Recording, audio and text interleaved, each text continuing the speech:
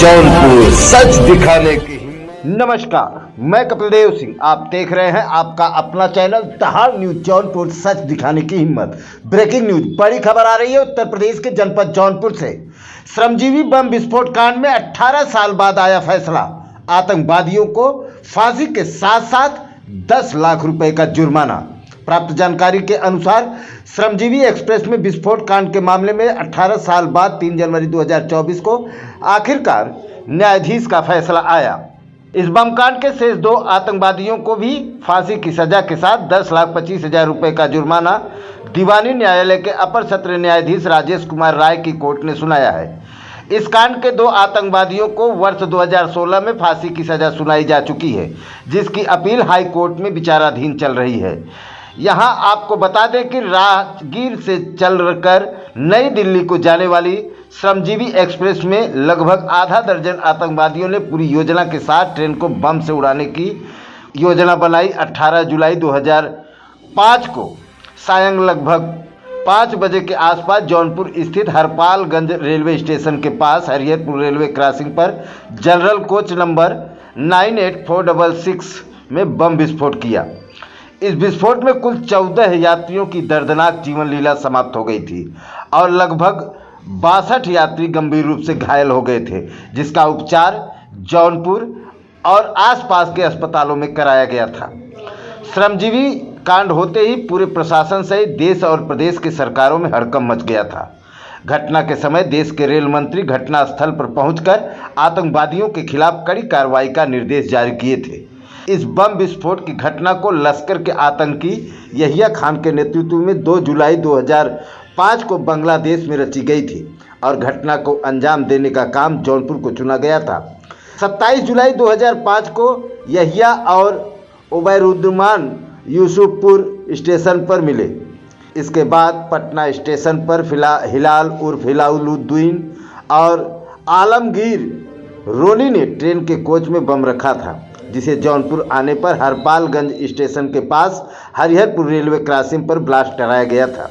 घटना के बाद जीआरपी पुलिस ने इस बम विस्फोट कांड के लिए 7 आतंकवादियों को अभियुक्त बनाते हुए मुकदमा दर्ज किया था, जिसमें आलमगीर उर्फ रोनी, ओबैदुर्रहमान, हिलालुद्दीन उर्फ हिलाल, नफीकुल विश्वास, गुलाम पचदानी यहिया, कंचन उर्फ शरीफ, डॉक्टर सईद का नाम शामिल रहा। इसमें आतंकवादियों की तलाश में जुटी पुलिस आज तक डॉक्टर सईद का पता नहीं लगा सकी है। सईद को लापता रहने की दशा में विवेचनाधिकारी ने 6 आतंकवादी आलमगीर, ओबैदुर्रहमान, हिलालुद्दीन, नफीकुल विश्वास, गुलाम पंचदानी और कंचन उर्फ शरीफ के खिलाफ अभियोग पत्र न्यायालय भेजा था। खबर है कि गुलाम पंचदानी और कंचन पुलिस मुठभेड़ में मारे गए थे। शेष 4 आतंकवादी, जिसमें उबैदुर्रहमान, आलमगीर, नफीकुल विश्वास, हिलालुद्दीन को गिरफ्तार कर जेल में डाला गया था। इस कांड का अंतिम फैसला 3 जनवरी 2024 को आया, जिसमें फांसी की सजा सुनाई गई। आपको बता दें कि वर्ष 2016 में 30 जुलाई को आलमगीर और 31 जुलाई को उबैदुर्रहमान को फांसी की सजा अपर सत्र न्यायाधीश बुद्धिराम यादव ने फांसी की सजा सुनाई थी। हालांकि अपर सत्र न्यायाधीश के फैसले के खिलाफ अपील हाई कोर्ट में आज भी विचाराधीन है। इस फैसले के समय आतंकवादी अभियुक्त हिलाल उर्फ हिलालुद्दीन और नफीकुल विश्वास दोनों आंध्र प्रदेश के चेरापल्ली जेल में एक दूसरी घटना के बाबत बंद थे। न्यायाधीश ने दोनों की फाइल अलग करने के पश्चात आलमगीर और उबैदुर्रहमान को लेकर फैसला दे दिया, फांसी पर लटकाने का निर्णय दिया। इसके बाद 2016 के बाद नफीकुल विश्वास और हिलालुद्दीन को आंध्र प्रदेश के चेरापल्ली जेल से जौनपुर लाकर मुकदमे की सुनवाई शुरू हुई। 2016 से लगभग 7 साल बाद आज 3 जनवरी को सबूत शहादत को देखने के पश्चात फांसी की सजा सुनाई गई। साथ ही 10 लाख रुपए का जुर्माना भी लगाया गया। इस फैसले के लिए कुल 40 गवाहों का बयान देने के बाद दोनों आतंकवादियों को न्यायाधीश ने दोषी माना और विगत 22 दिसंबर 2023 को दोष सिद्ध होने का आदेश जारी कर दिया था। फैसले की तिथि पहले 2 जनवरी 2024 को लगी थी, लेकिन न्यायिक परिस्थितियों के चलते 3 जनवरी 2024 की तिथि मुकर्रर हुई और सायं 4 बजे न्यायाधीश ने मृत्युदंड की सजा सुनाई। इस मुकदमे में सरकारी अधिवक्ता के रूप में वीरेंद्र प्रताप मौर्य बहस कर रहे थे तो दोषित कर रहे थे, और आतंकवादियों की तरफ से अधिवक्ता ताजुल हसन मुकदमे में बहस कर रहे थे। आतंकवादियों को सजा आने के बाद आज दीवानी न्यायालय परिसर पुलिस सुरक्षा व्यवस्था के चलते पूरी छावनी में तब्दील हो गई।